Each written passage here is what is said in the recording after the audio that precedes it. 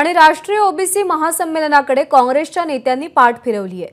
नाना पटोले आणि विजय वडेट्टीवारांवर ओबीसी नेत्यांची नाराजी त्यामुळे आपल्याला दिसून येते।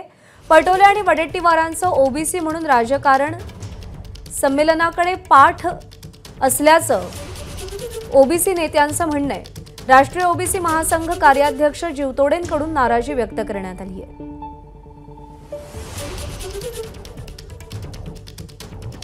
महाराष्ट्रात आणि देशभरातील ज्या पक्षाचे लोक आहे, भारतीय जनता पक्षाचे असो किंवा काँग्रेस पक्षाचे असो, शिवसेनेचे असो, राष्ट्रवादीचे असो, त्या लोकांना आम्ही मुद्दामून आमंत्रण देऊन या ठिकाणी बोलवतो। मात्र आजच्या अधिवेशनामध्ये मला असं दिसून राहिलं आहे काही काँग्रेसचे खासदार सोडले तर जे स्वतःला ओबीसीचे मोठमोठे नेते म्हणून म्हणवतात असे नानाभाऊ पटोले साहेब आणि विजयभाऊ वडेट्टीवार जे महाराष्ट्रात ओबीसी विरोधी पक्षनेते आहे त्यांनी यायला पाहिजे होतं पण आले नाही। कुठेतरी ओबीसी नेते म्हणून ते स्वतःला म्हणवतात मात्र ओबीसींच्या राष्ट्रीय अधिवेशनामध्ये दुर्लक्ष करतात, हे कुठेतरी आम्हाला खटकते।